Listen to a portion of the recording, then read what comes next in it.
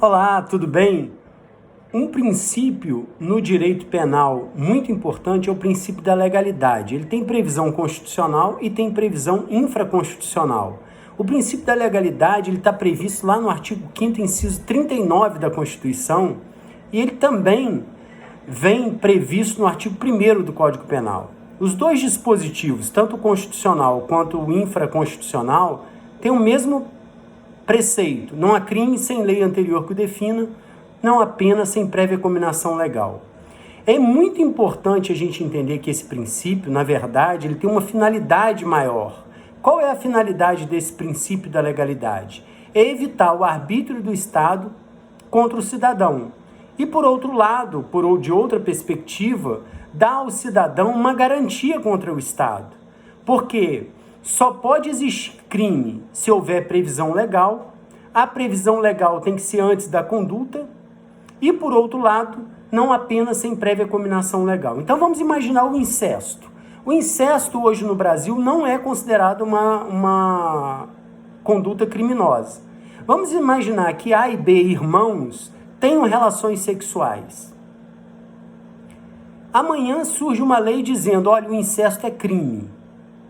Essa lei não pode retroagir a ponto de incriminar os irmãos que estão tendo relação sexual entre si. Então vejam que o princípio da legalidade, ele garante essa segurança para o cidadão. O cidadão pode praticar uma conduta hoje que não é considerada uma conduta criminosa, e amanhã, se surgir uma lei prevendo como crime essa conduta antes praticada, essa lei não pode retroagir a ponto de atingir a conduta praticada pelo cidadão. Isso é muito importante. Só que muitas vezes, na prática, a gente tem dificuldade de entender a aplicação efetiva do princípio da legalidade. E recentemente, o STJ soltou um informativo tratando de um caso concreto em que considerou incriminar uma determinada conduta como inconstitucional por ferir o princípio da legalidade. Vejam o que o STJ tratou.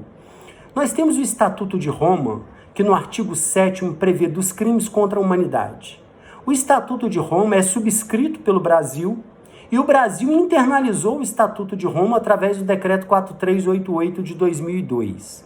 Então vejam, o Brasil é subscritor do Estatuto de Roma, e esse Estatuto de Roma, um tratado internacional, ele já foi internalizado através de um decreto. O STJ considerou recentemente que fere o princípio da legalidade você punir alguém no Brasil pela prática de um crime contra a humanidade, porque o STJ entendeu que não basta o Estatuto de Roma fazer essa previsão.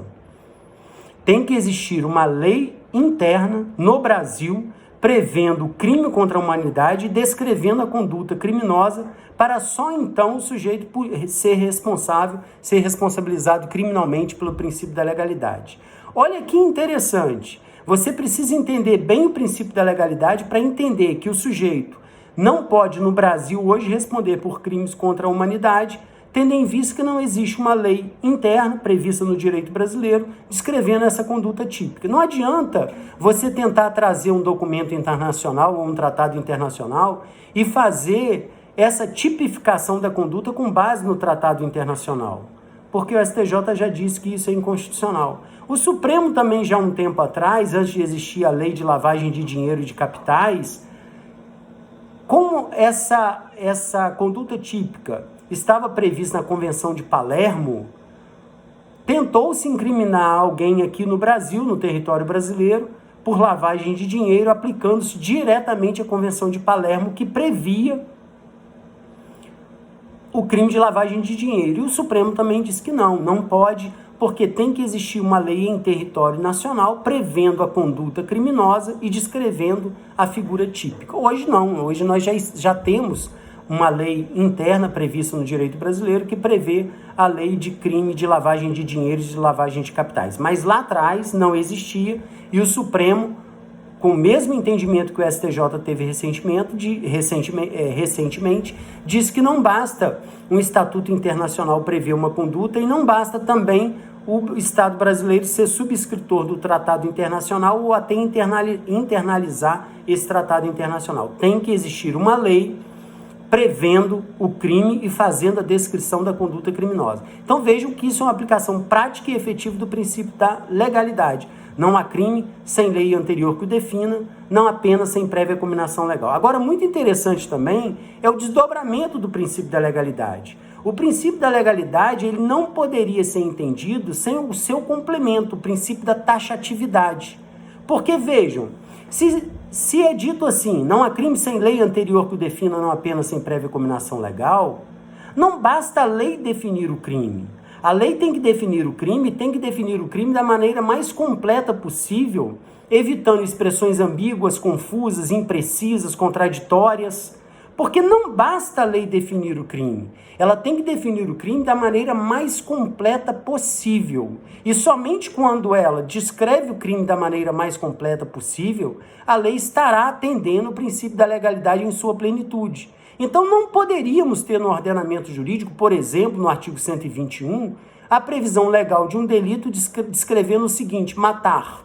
Matar é crime, pena de 6 a 20 anos. Matar o quê? Um inseto, um passarinho, uma onça? Então vejam que não basta a lei prever o crime.